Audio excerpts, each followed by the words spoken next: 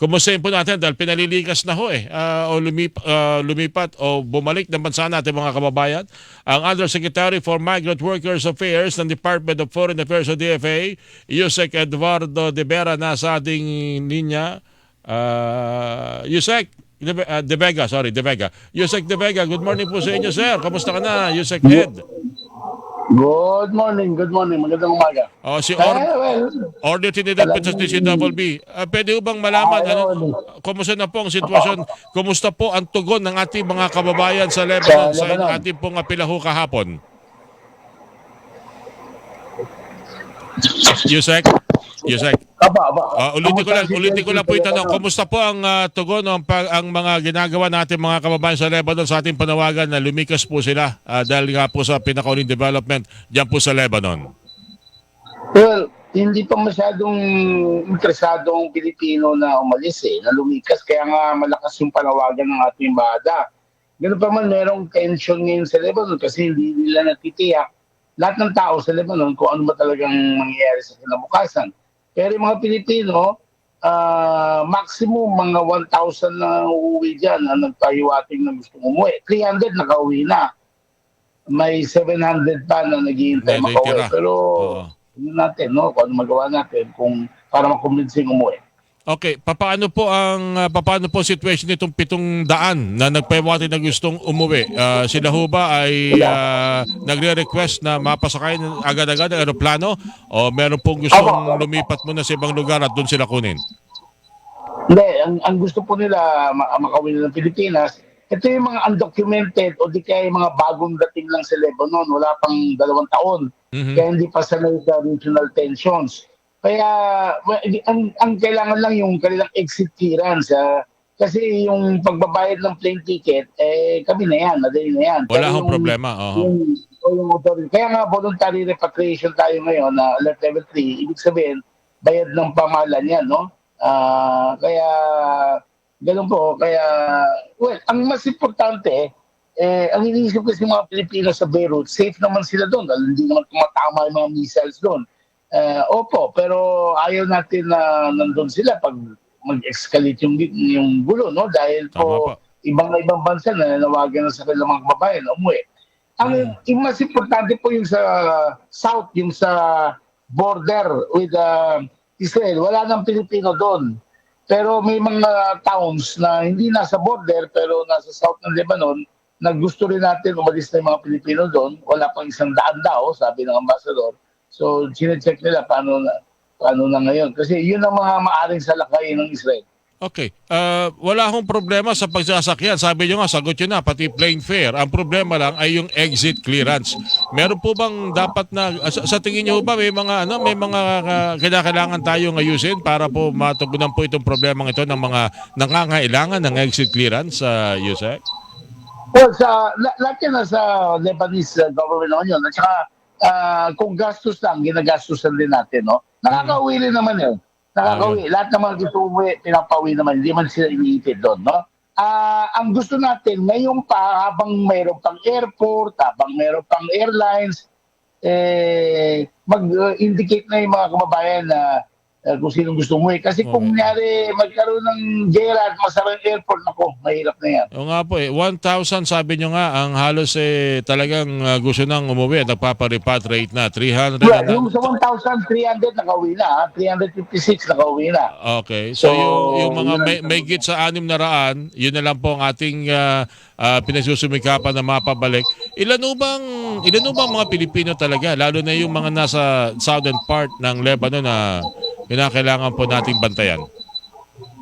Sa southern part, sa mga cities ng Tyre, Sidon, gano'n, wala pang 100 daw, sabi ng ambassador. Alright, at tinitiyak na nandun pa.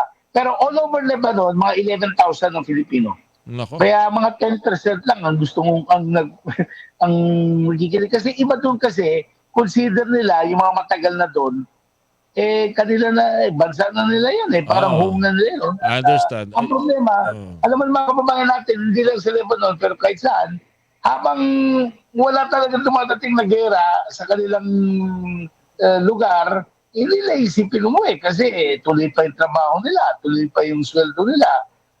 Wala namang mga lumilipad na bomba o bullets sa kalsada. So, yun po. Pero, well, basta malaman ng mga kababayan natin na handa ang pamahalaan kung gusto lang umuwi. So siguro sa mga oras ito, ating ambassador doon, kaliwat kanan ang panawagan sa iba't ibang mga grupo ng mga OFW sa Lebanon para may paliwanag pong sitwasyon. Tama po ba, Yusek?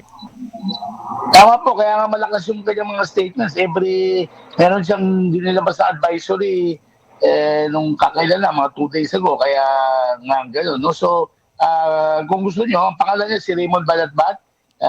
Bibigyan ko sa inyo yung contact details niya para isang soon. That's good. Oh, nako, tatanawin namin malaking utang na loob yan na Yusek sakaling maibigay niyo yan. Pero panghuli na lang, habang nagkakausap po tayo, ano po ang sitwasyon lalo na ho sa Beirut, lalo na ho sa mga lugar na tahimik pa, meron po bang mga kababayan tayo na gusto lang malaman ang sistema, paano mag-repatriate at meron pong binigay din na mga paraan para madali silang makontak o madali silang makakontak sa ating pong embahada? Opo, kasi meron yan na hotline na yung embassy. Remember, yung embassy, meron din labor attaché or migrant workers officer, migrant workers attaché na nakipag-ugnayan sa mga kababayan through the Filipino community organizations, no? Karamihan naman ng kababayan, kung gusto nila kontakin yung embassy, makukontak nila, alam nila yon. So, ganun po. Pag kinakausap sila ng ambassador, marami nagsasabi, alam mo na, narinig mo na ito, di ba? Mas maukit pang mamatay dito sa gera kaysa mamatay sa gutom. Yun po, tama po. Pero hindi naman totoo yun kasi pag-uwi, meron naman yan meron naman reintegration program under the Department of Migrant Workers, yung mga returning Filipinos from abroad. So, buti kung safe sila. Isa pa, no? Sinabi ko baka mag-escalate. Pag magkaroon ng escalation tapos kailangan na talagang mandatory, parang yung gera na tulad ng Sudan, lang isang taon, gano'n, no? Yung Arab Spring many years ago, no? Nang gulo-gulo, kailangan mag-safe. Ang ginagawa rin ngayon ng ambassador, siniset na niya yung evacuation points, no? Paano kumuha ng mga mag-rent siguro ng mga aeroplano o ships kung kailangan through the port sila ilalabas, kunyari may gera na. So, ginawa na natin sa Lebanon yun 15 years ago. Marami, ilang libong umalis, tapos bumalik lang ng Lebanon. So, pagdasalan na lang natin na hindi mag-escalate at sabi naman ng Israel, Hezbollah targets ang hinahabol nila. No? Hindi naman nila sa buong Lebanon. Ang ayaw lang natin mag-escalate na mamaya konti sasama yung ibang bansa. Tama. Tapos buong region nagkagulo na. No? So, yun nga, assuring lang the public na ginagawa ng pamahalaan lahat ng magagawa. At pangalawa, kahit na may panawagan kami, hindi ibig sabihin na para sa mga kamag-anak sa Lebanon, no? Hindi ibig sabihin na yung Lebanon ngayon parang pelikula, parang yung war zone. Hindi po, kaya nga ayaw pa umuwi ng mga Pilipino. Pero ayaw natin na may gera na tapos nandun pa sila. So, inaayos natin kung paano natin kumbinsin ang umuwi. Alright. Kung sa Lebanon, ganyan po ang ating panawagan sa Israel. Wala ho bang pangangailangan din na paglikas o pagalis o secure natin mga kababayan kung andun po sila na mas marapatin lumipat sa ligtas na lugar o umuwi na lang? Dito maganda sa Israel kasi kausapan si Ambassador Pedro Lailo at ako mismo nagaling sa Israel last year. Lahat ng mga Pilipino sa Israel inaalagaan pati ng pamahalaan ng Israel. So yung same protection binibigyan na sa Israeli citizens.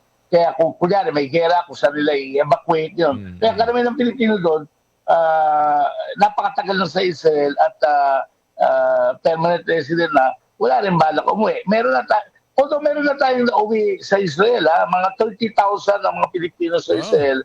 Meron lang almost 1,000 na nirepatriate tayo simula ng November. Pero karamihan na ito yung mga bagong dating lang, wala pang 2 or 3 years. Kaya hindi pa sanay sa gera dyan o sa tension, no?